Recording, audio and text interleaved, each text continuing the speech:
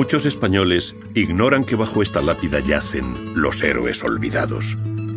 En el cementerio de la Florida descansan algunos de los madrileños que en 1808 dieron su vida para que Madrid fuera la capital de una nación libre.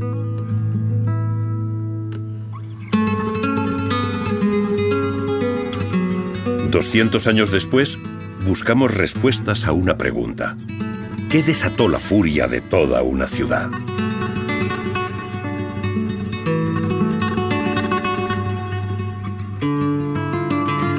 ¿Qué papel jugó la monarquía?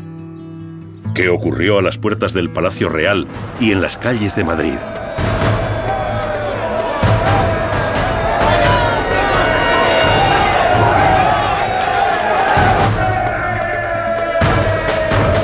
¿Qué movió a aquellos hombres y mujeres a sublevarse contra los invasores franceses?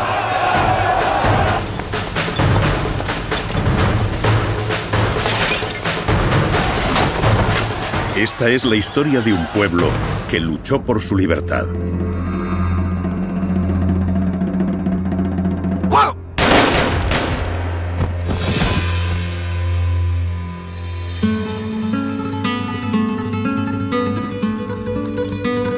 La mañana del 2 de mayo de 1808, la ciudad despierta tras la fiesta de San Isidro el Verde, la popular romería del patrón de Madrid. Los comerciantes y los artesanos se preparan para una nueva jornada de trabajo. Otros años, las fiestas en honor al patrón han sido alegres y multitudinarias, pero ahora se respira un clima tenso en la ciudad. El pueblo de Madrid está tan molesto como perplejo desde que el día 23 de marzo las tropas francesas llegaran a la villa, provocando el malestar entre los ciudadanos. Aunque la capital alcanza los 170.000 habitantes, esta mañana sus calles están casi desiertas.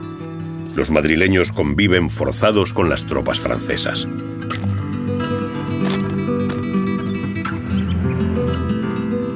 La monarquía es una institución en crisis. Carlos IV y Fernando VII se encuentran en Francia, en el Palacio de Bayona, prisioneros de Napoleón. En palacio solo permanecen 3 miembros de la familia real: la infanta María Luisa, reina de Etruria, y los infantes don Antonio y don Francisco de Paula. Pero los rumores apuntan a que hoy serán trasladados a Francia.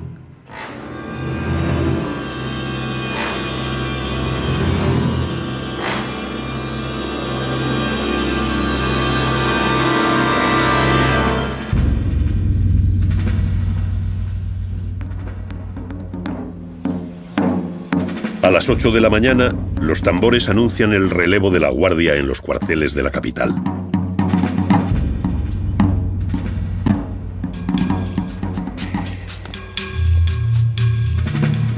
Mientras, en la ciudad comienzan a formarse los primeros corrillos de gente.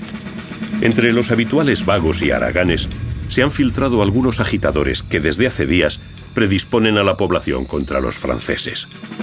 Aunque no parecen estar organizados, les va a resultar fácil convencer a la gente para que se una a su causa. Las noticias llegaban al pueblo a través de la prensa. En Madrid en ese momento solo existían 2 periódicos, el Diario de Madrid y la Gaceta de Madrid. Pero la mayor parte de la población se enteraba pues de boca a oreja, porque realmente la tasa de analfabetismo era altísima y gran parte de la población del pueblo llano no sabía leer.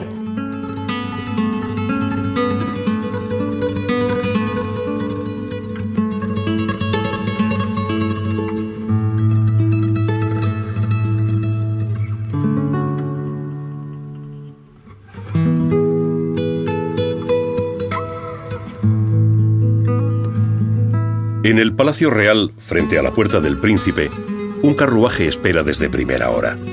Al alba, otro coche había partido camino de Francia con la reina de Etruria en su interior. Protegidos por la Guardia Real, los lacayos de palacio ultiman los preparativos para el viaje del infante Francisco de Paula, el último miembro de la familia real que queda en Madrid. Absortos en su trabajo, no ven llegar al grupo de agitadores que armados con picos, palas y rastrillos, irrumpe en la explanada. La guardia no puede impedir que la turba rodee el carruaje. Los gritos y las amenazas se vuelven más violentos y es entonces cuando, al amparo del caos, otro grupo de alborotadores logra entrar en palacio y llegar hasta la estancia donde se encuentra el infante. Francisco de Paula, con una serenidad impropia de su edad, tranquiliza a los alborotadores.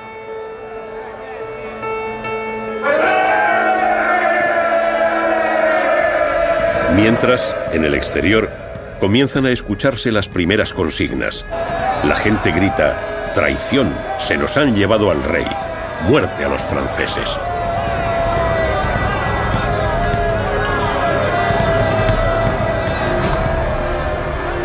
En un intento por apaciguar los ánimos, el infante sale al balcón y el pueblo le pide que no se vaya.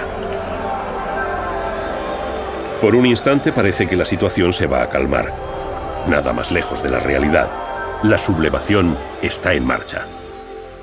La situación en España y especialmente en Madrid, donde está la corte, era francamente caótica, porque quien gobernaba se habían marchado tanto Carlos IV como Fernando VII, había una inquietud general, los franceses estaban acampados rodeando Madrid, los generales y mariscales franceses hacían lo que querían, había un malestar generalizado, había habido muchos pequeños encontronazos entre madrileños y franceses, y la gota que colma el vaso es cuando corre el rumor de que se llevan a los infantes, que son los últimos de la casa real que quedan.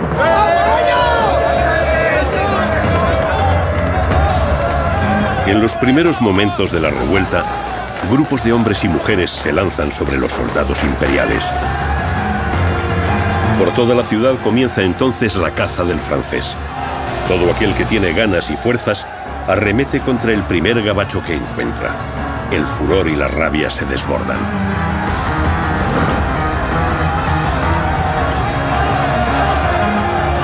Sorprendidos por la agresividad de los madrileños, los franceses corren a refugiarse en sus cuarteles.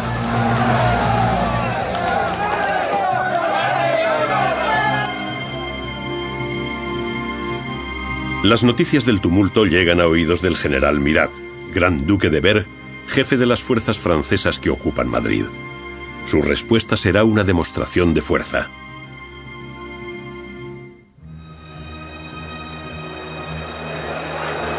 En un primer momento, los soldados del coronel Lagrange, hombre de confianza de Murat, intentan sofocar el tumulto, pero el pueblo se echa sobre ellos. La reacción del ejército más poderoso del mundo será fulminante. El batallón de granaderos de la Guardia Imperial y un escuadrón de cazadores polacos asaltan la explanada de Palacio y sin previo aviso disparan sobre la población.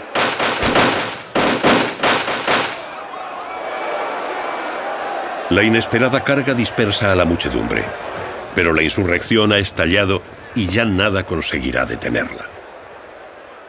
El levantamiento del 2 de mayo efectivamente es un levantamiento espontáneo, es un levantamiento caótico en buena medida, un levantamiento poco preparado, aunque sí se venía incoando por las tensiones y por los enfrentamientos con los franceses.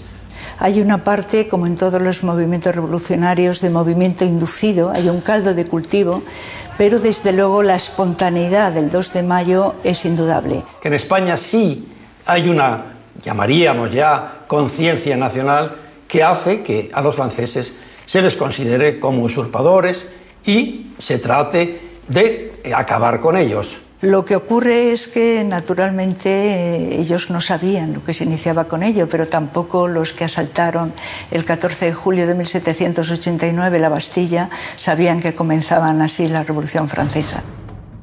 Pero, ¿por qué se había llegado a esta situación? Un año antes, en 1807, casi toda Europa ya se encontraba bajo el Imperio francés. Solo Inglaterra resistía. Después de la derrota franco-española en Trafalgar, la marina inglesa se hizo con el dominio de los mares. En España, El reinado de Carlos IV vive entonces sus horas más bajas. Con la destrucción de su armada, el comercio con América bloqueado y las continuas contribuciones para sostener la alianza con Francia, el panorama político español está herido de muerte.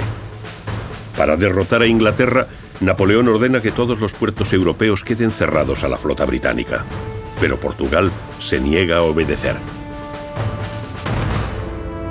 En el Palacio de Fontainebleau, Bonaparte va a forzar a España a firmar un tratado que permitirá a las tropas imperiales cruzar el territorio español para invadir Portugal.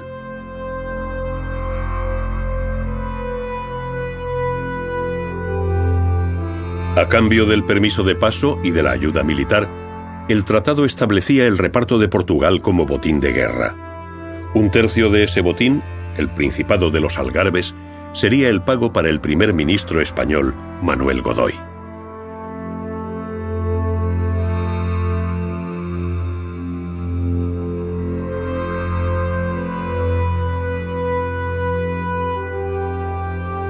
Con la firma del tratado, Godoy va a sellar su destino. Pero sobre todo va a colocar al rey, Carlos IV, su protector, en el ojo de un huracán político que acabaría con su reinado.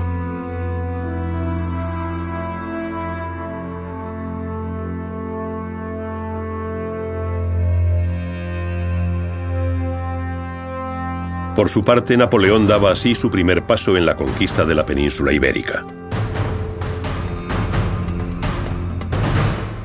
La entrada de las tropas imperiales en la península se ha producido al amparo de un enésimo acuerdo entre Napoleón y la corte española. En este caso, el Tratado de Fontainebleau, sancionado el 27 de octubre de 1807. Y el primer cuerpo de ejército francés que penetra se dirige hacia Portugal al servicio de una estrategia diseñada unos meses antes por Napoleón y que se denominó el bloqueo continental, que venía a significar el paso de la guerra sobre el terreno y de mayor o menor enfrentamiento en el mar o en el continente a una guerra económica.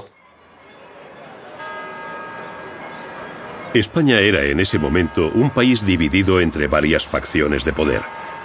Afrancesados y absolutistas componían su realidad política y social más significativa.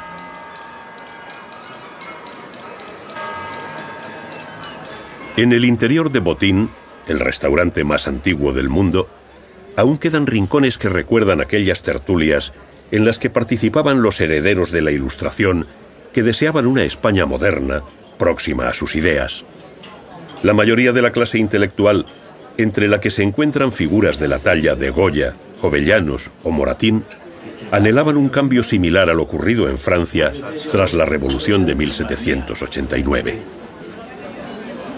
La invasión napoleónica truncó todo el proceso de reformas que se estaban produciendo en España a lo largo del siglo XVIII y, lo que es peor, dividió a la clase educada, dividió a las élites ilustradas, que inmediatamente unos formaron parte de lo que en la época se llamó la España de la Resistencia y otros, con el tiempo, los afrancesados, pues en aquel momento fueron tratados como incluso desleales o josefinos o traidores los que se fueron con el rey José.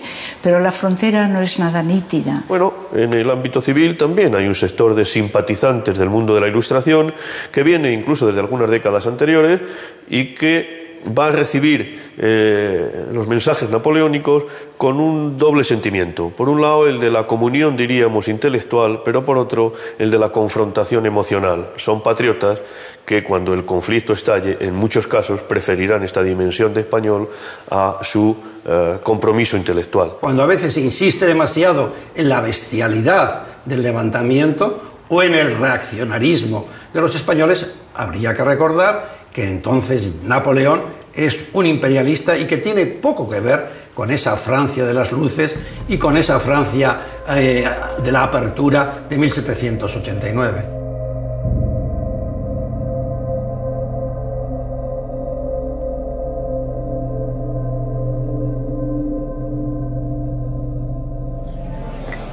Frente a los afrancesados se encuentran los absolutistas, partidarios de la soberanía tradicional y adeptos al príncipe de Asturias, futuro Fernando VII. Este grupo cuenta con el apoyo de un gran sector de la aristocracia, de la Iglesia y de una parte del pueblo llano, gentes de escasa formación y sometidas a la influencia de los sectores más poderosos.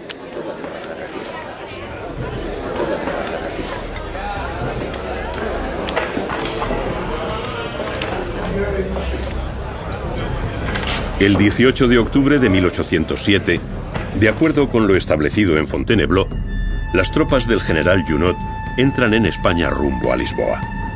Meses después, 3 cuerpos más del ejército francés cruzarán los Pirineos.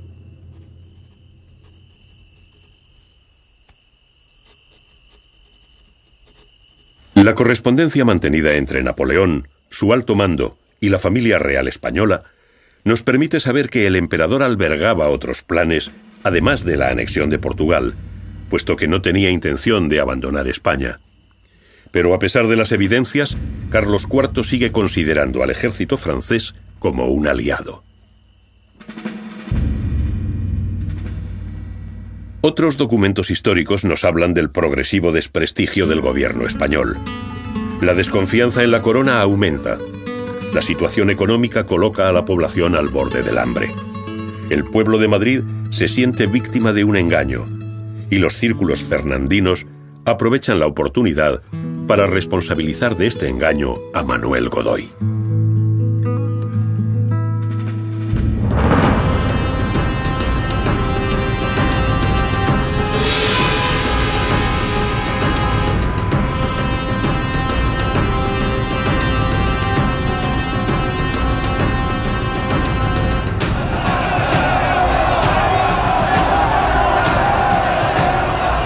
La conjura fernandina culminará entre los días 17 y 19 de marzo con el derrocamiento de Godoy en el motín de Aranjuez.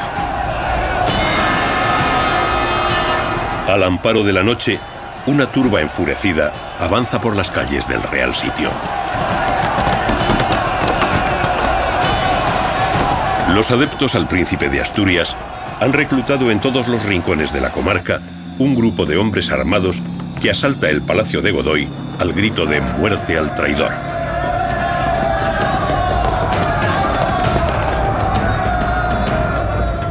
Manuel Godoy ha conseguido permanecer 2 días escondido, hasta que al amanecer del día 19 es apresado y trasladado ante Fernando VII, príncipe de Asturias, que ordena su prisión en espera de juicio.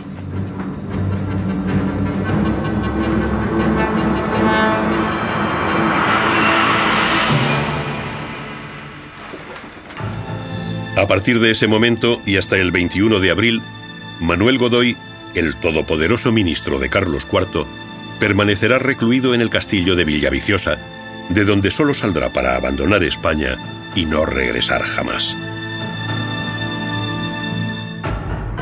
La impopularidad de don Manuel Godoy había llegado a límites extraordinarios, de forma que después de producirse la noticia de su detención en Aranjuez y de que el nuevo rey es Fernando VII, se desata una ola de entusiasmo.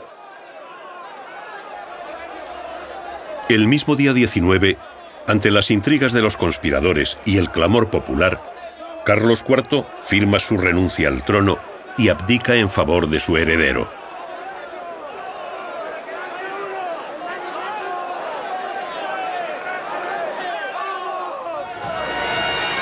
Fernando VII reinará durante casi 2 meses.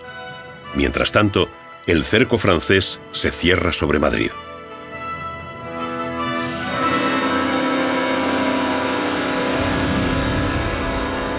Cuatro días después del motín de Aranjuez, el 23 de marzo, las tropas francesas al mando de Murat entran en Madrid.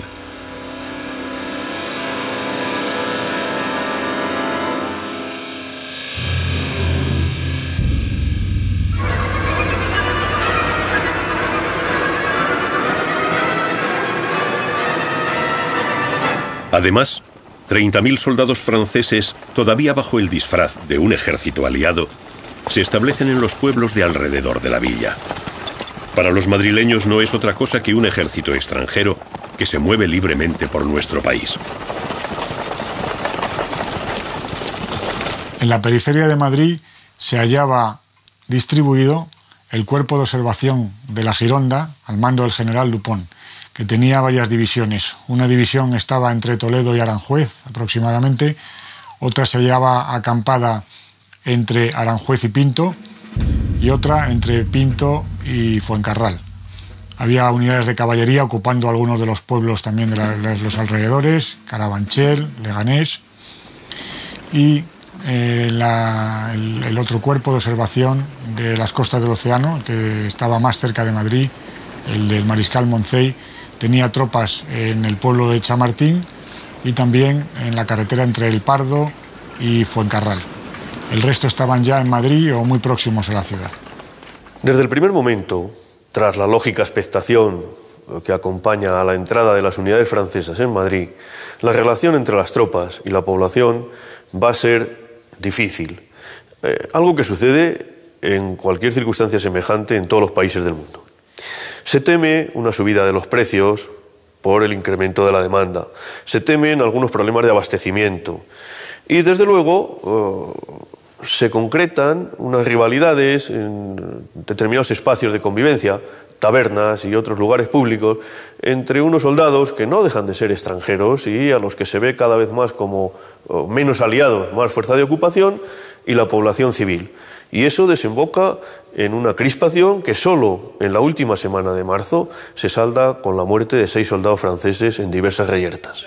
Previendo posibles altercados entre los madrileños y la tropa francesa, las autoridades promulgan un primer bando en Madrid, solicitando a la ciudadanía que acoja a los invasores como amigos. Nada pudo impedir que los altercados se produjesen. El Hospital General de Madrid tendría que habilitar varias salas para atender a los soldados heridos en reyertas callejeras. Que dichas tropas en el tiempo que permanezcan en Madrid y sus contornos sean tratadas como lo son del íntimo aliado de su majestad, con toda la franqueza, amistad.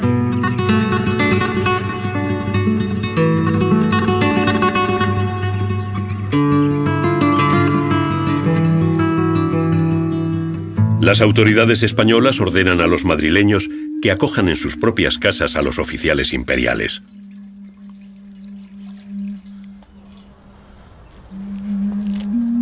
A pesar de la hostilidad, cuando se produzca el levantamiento, serán muchos los franceses que salven su vida gracias a sus anfitriones.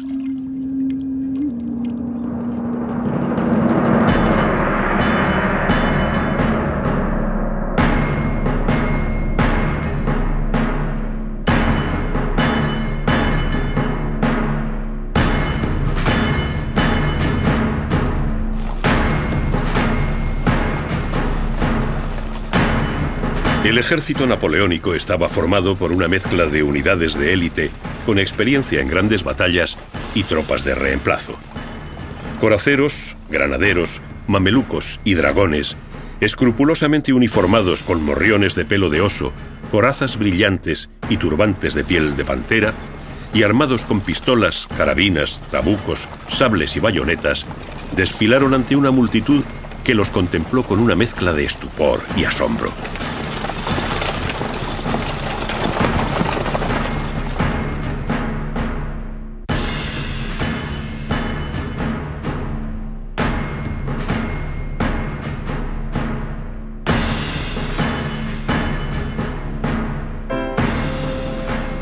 La prensa de la época, el Moniteur Universal francés y la Gaceta de Madrid, diestramente dirigidos desde París, hablan de júbilo en el pueblo español. La realidad en la calle tiene otro cariz.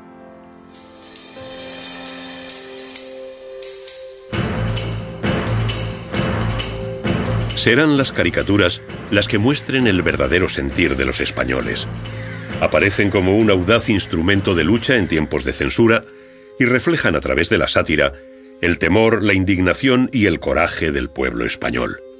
Un pueblo que necesita más que nunca la figura de un rey que represente los intereses de la nación.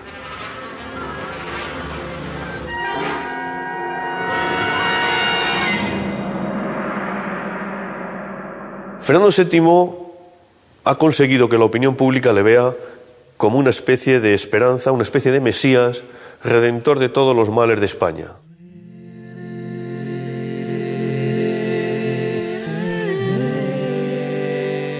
El día 24 de marzo, Fernando VII regresa a Madrid como rey de España. El entusiasmo popular estalla. Las campanas de la ciudad tocan a rebato.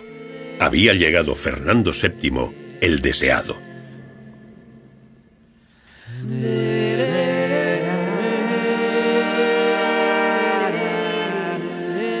Hablar de Fernando VII siempre es un suplicio para la mayoría de los historiadores. Ese personaje que fue Fernando VII, lleno de contradicciones y más bien con una cobardía, con una indecisión, pero con muchas ganas de poder. No hay que olvidar que es el primer golpe de Estado que da contra sus propios padres. El 10 de abril, el rey Fernando sale de Madrid para reunirse con Napoleón.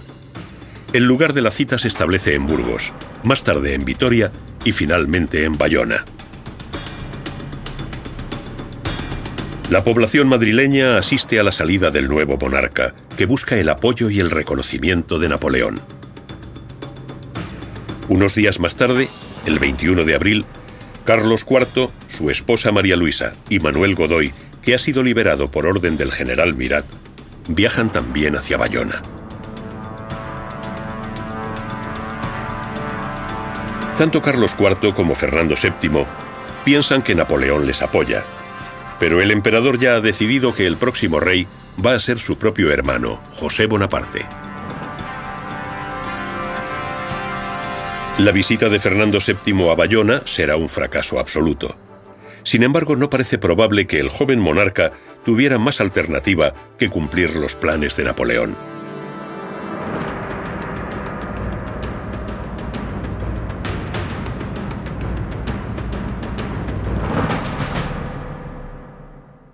Esa marcha hacia Bayona, pues posiblemente había en él un poco de todo. Temor, oportunismo, algo de autoengaño, en la medida en que lo que querían era que Napoleón fuera el árbitro. Pero realmente es sabido que la actitud de Fernando VII, una vez que llega a Bayona y ante Napoleón, pues no fue precisamente gallarda, podríamos decir, ¿no? E incluso hubo algún momento a lo largo de la guerra en que llegó a felicitar a Napoleón por las victorias que tenía sobre los propios españoles.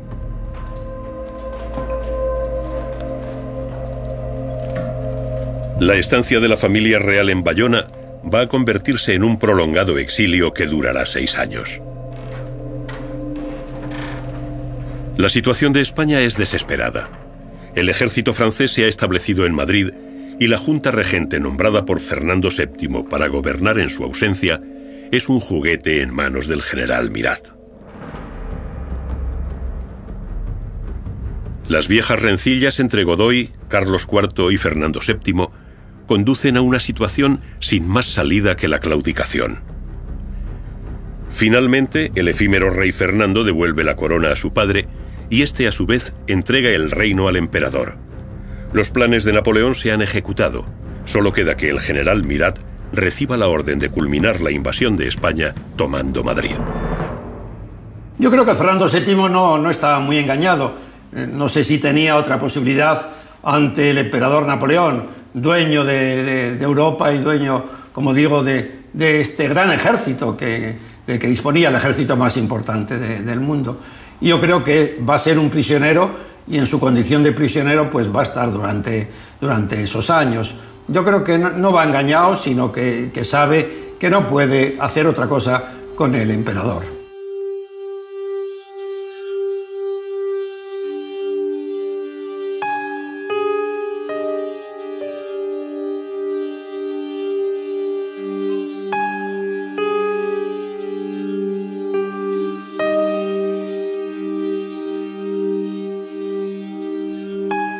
Esta sucesión de acontecimientos conducen sin remedio al estallido violento del 2 de mayo, cuando Madrid se convirtió en un campo de batalla.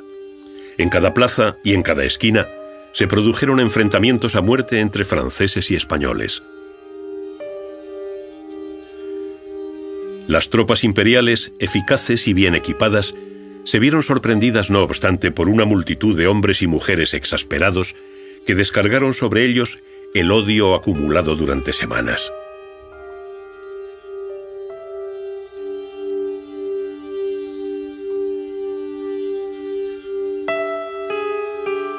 El pueblo se echó a la calle para tratar de impedir la sumisión de España. Cada descarga de fusilería era contestada con navajazos y pedradas. El número de víctimas crecía rápidamente. 200 años después, aún hay quien especula sobre si el estallido de violencia fue totalmente espontáneo. Sea como fuere, la muerte de cientos de personas en las calles de Madrid ha sido interpretada desde tantos ángulos como facciones, partidos o intereses jugaron con el destino de España en aquella mañana de mayo.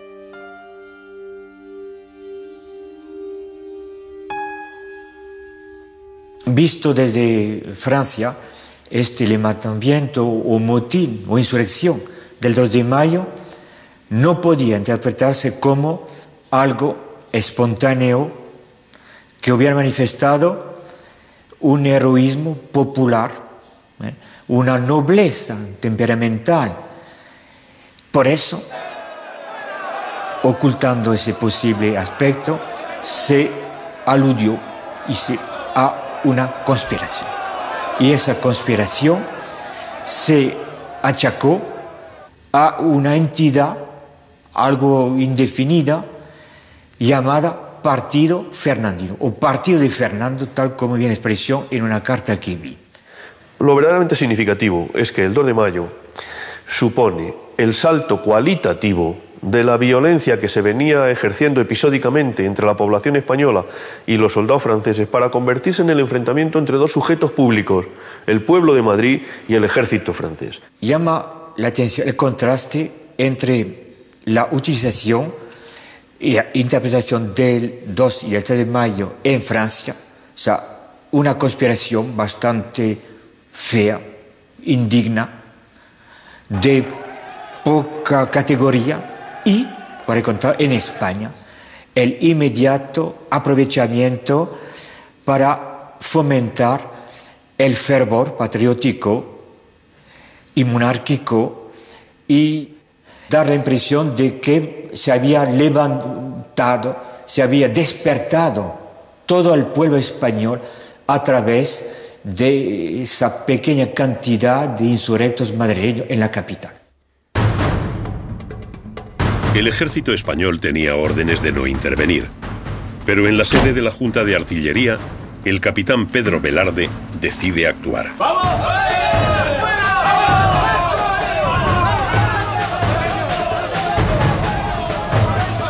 Sale a la calle en dirección al cuartel de Mejorada y en el camino encuentra al batallón de voluntarios de Andrés Rovira, del que forman parte el teniente Ruiz, el capitán Goicoechea y unos 40 hombres. A su paso se les unen civiles armados con palos, horcas y azadas. Este improvisado batallón toma el camino del Parque de Artillería de Monteleón, situado en la actual plaza del 2 de Mayo.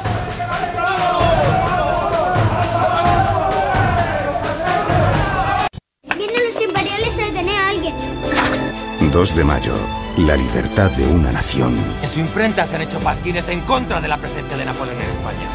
En la Francia de la libertad no hay cabida para delincuentes como él. ¡Alto! La situación es límite. No hay comida ni medicinas. Los franceses hablan de libertad y estamos presos en nuestro propio país. El único camino es la lucha. En otras ciudades se están organizando. Y aquí hay gente con voluntad suficiente para montar una resistencia. Solo hay sitio para los valientes. Organicémonos. Conocemos Madrid mejor que ellos. ¿Qué esperabais? ¿A los imperiales? Pues hemos venido nosotros. Y para el amor. ¿Los vais a ejecutar? Claro que sí, mi vida. Y en una plaza pública. 2 de mayo, la También las mujeres fueron protagonistas de la insurrección. En estos levantamientos espontáneos, nada preparados, siempre tiene un gran protagonismo la mujer.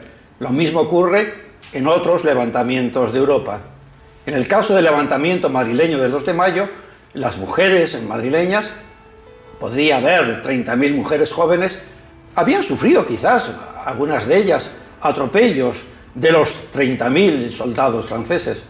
Las mujeres por primera vez aparecen con nombres y apellidos. Eso no es solamente que sean muy bravas, que yo creo que siempre las ha habido, sino que por primera vez tenemos un plantel de mujeres con nombres y apellidos que se destacan de una manera verdaderamente singular e importante. ¡Bastardo!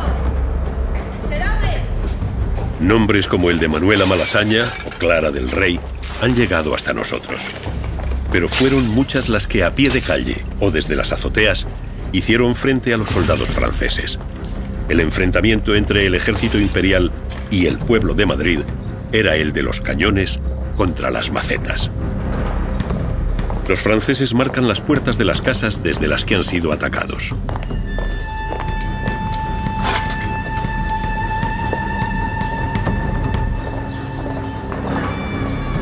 Cuando concluya la contienda, pelotones de castigo volverán en busca de los responsables, que serán apresados y conducidos a los cuarteles para ser juzgados masivamente, sin ninguna garantía de equidad y justicia. Desbordada por los acontecimientos, la Junta Regente dicta un nuevo bando, exigiendo a los madrileños que cesen en su revuelta. Pero ya es demasiado tarde. Que antes bien se les dispense todo favor y ayuda.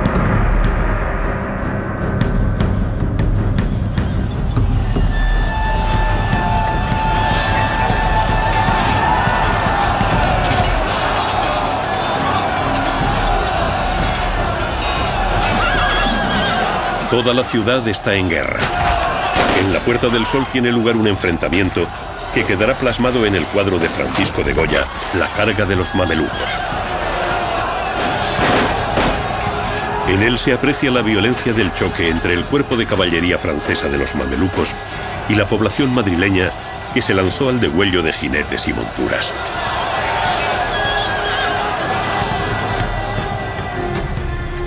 En la cárcel real tiene lugar un hecho insólito. Los presos solicitan permiso para salir a matar franceses bajo promesa de regresar. Lo más sorprendente es que cumplieron su palabra. 51 de los 56 presos regresaron a sus celdas al día siguiente. De los 5 que faltaron, 3 fueron dados por muertos. Otro resultó gravemente herido y del quinto no se volvió a saber.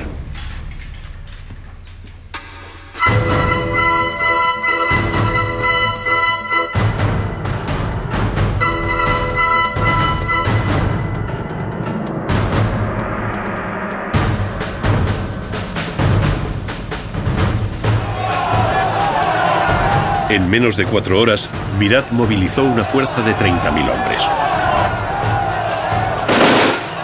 Desde los cuarteles de la Casa de Campo, de los Carabancheles o del Pardo, las tropas acantonadas en los alrededores de Madrid entraron en la ciudad dispuestas a restablecer el orden. Pero aunque la revuelta tiene sus horas contadas, todavía quedan insurrectos dispuestos a resistir. Circulan noticias sobre la desesperada resistencia del ejército español en el cuartel de Monteleón.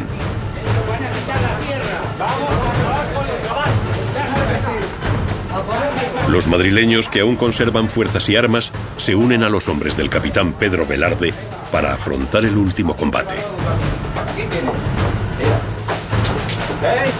En el resto de la ciudad, las tropas imperiales han restablecido el orden y comienzan a detener a los rebeldes.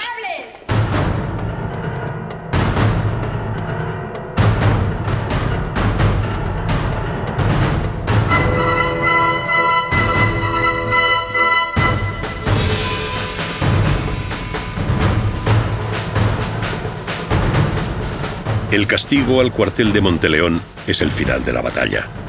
El grupo de soldados y civiles ha rechazado varios ataques, pero la munición se va agotando y el cañón, enclavado bajo el arco de entrada, ya solo puede disparar metralla. Daoíz y Velarde desechan la idea de la rendición, aunque son conscientes de que no hay escapatoria.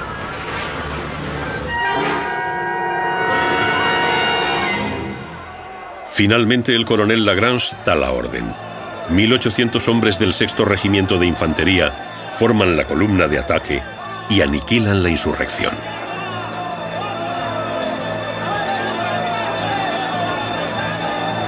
En 1869 se derribó el viejo parque de artillería de Monteleón. Solo quedó en pie el arco de entrada, que hoy constituye el elemento central de la plaza del 2 de Mayo.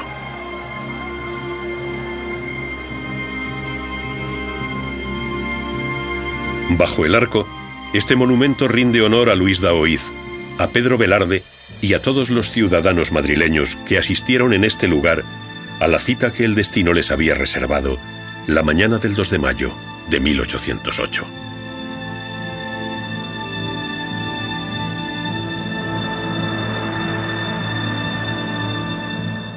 Los franceses, los adversarios, son los que nos han dejado las mejores crónicas respecto a los combatientes españoles.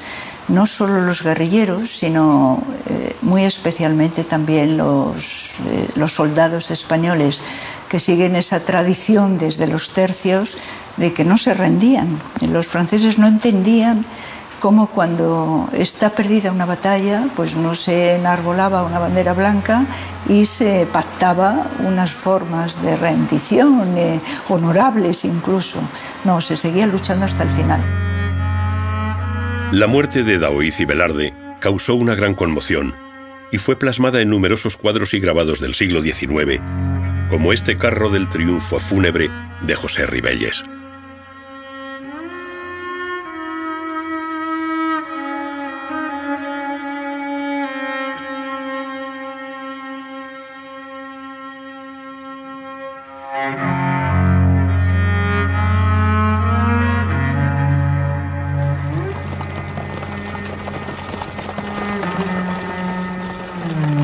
Al caer la tarde del 2 de mayo, comienza la detención de todos los madrileños sospechosos de haber participado en los hechos. El ejército francés hace balance de sus bajas y retira sus muertos de las calles. Las represalias no se hacen esperar. Años después, un pintor genial compondría la imagen que inmortalizó la triste madrugada del 3 de mayo.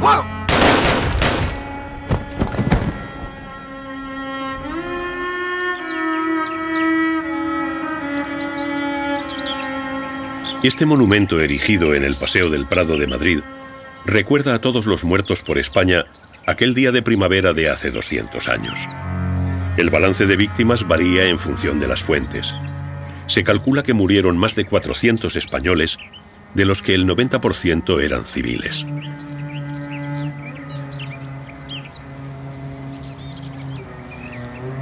El cómputo de bajas francesas correspondió al invasor y, como suele ser habitual, la política acostumbra a maquillar las cifras y los hechos en beneficio propio.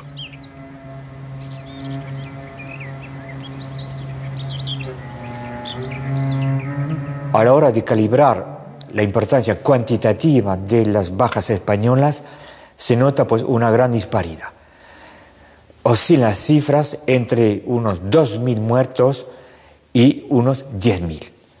Y, por el contrario, en cuanto a las bajas francesas, se infravalora, ya que en el primer dato que proporciona una carta mandada a París, solo se habla de unos 25 muertos franceses.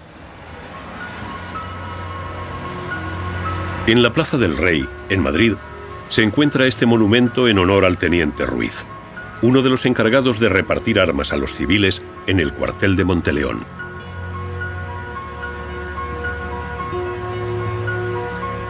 Su imagen simboliza la unión entre civiles y militares que se levantaron contra los franceses el 2 de mayo y que a partir de esa fecha lucharon hasta que el último de los soldados franceses cruzó los Pirineos.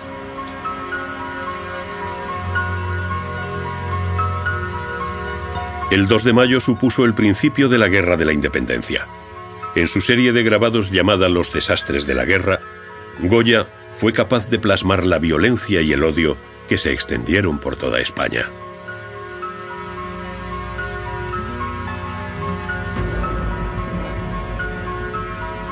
El ejército español era inferior en armas y medios al francés, pero con la ayuda del pueblo alcanzó la victoria.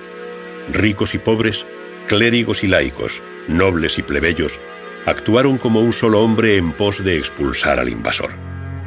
De entre sus filas surgió un grupo de célebres luchadores, los guerrilleros, que acosaron sin descanso a los militares franceses. Ellos crearían la forma moderna de lucha de guerrillas. Aquel ejército irregular, capitaneado por hombres como Espocimina, el Empecinado o el cura Merino, causó miles de bajas al enemigo y, sobre todo, acabó con su moral.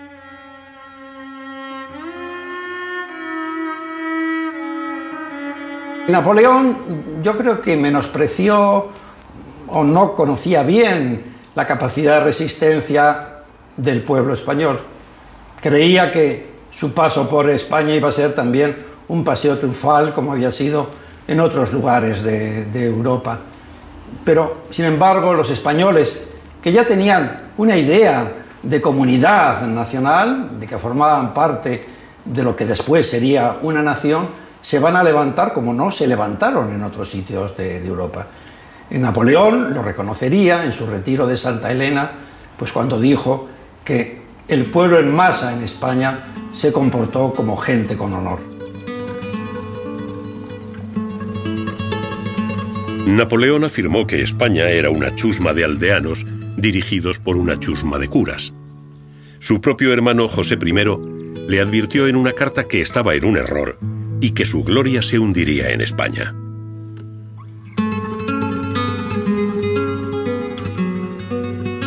Esa campaña maldita, desastrosa, catastrófica de España, indudablemente significa el declive del poder napoleónico y el hundimiento de su régimen. Después de la batalla de Bailén, la primera derrota de Napoleón, el sentir de la tropa francesa puede resumirse con esta frase que dejaron escrita los soldados del ejército invasor: la fortuna de los generales, la ruina de los oficiales, la muerte del soldado. Las primeras derrotas de Napoleón van a tener lugar en España y son derrotas que hacen ver a la opinión pública internacional que Napoleón no es invencible, que el gran ejército napoleónico puede ser derrotado.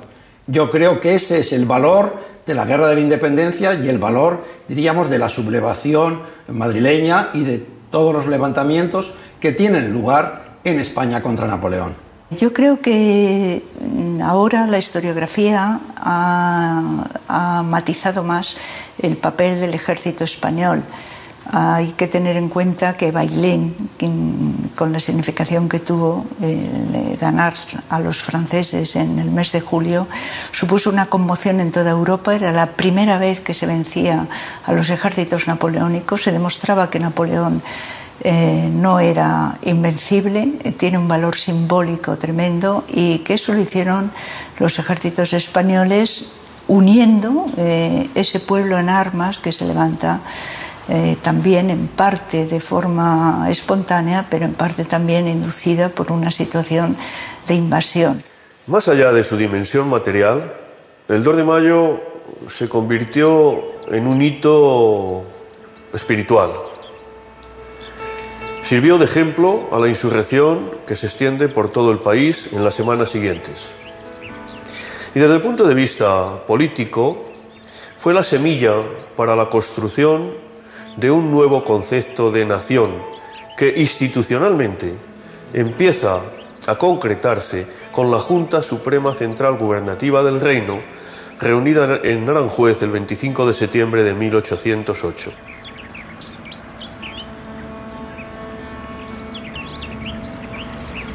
Los hechos y las cifras explican lo que ocurrió, pero no aciertan a la hora de definir cuál fue el sentimiento que anidaba en el espíritu de los madrileños que se alzaron contra los franceses.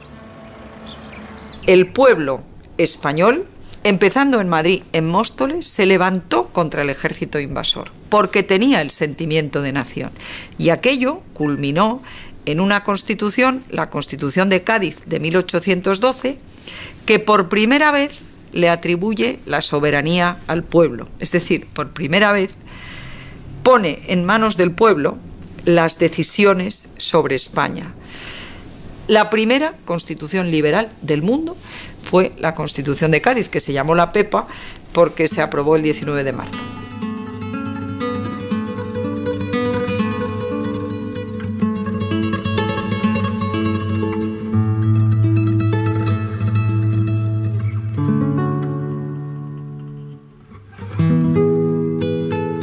Sucedió hace 200 años. Hoy, España es el resultado del esfuerzo y el sacrificio de aquellos y de otros héroes, muchas veces olvidados.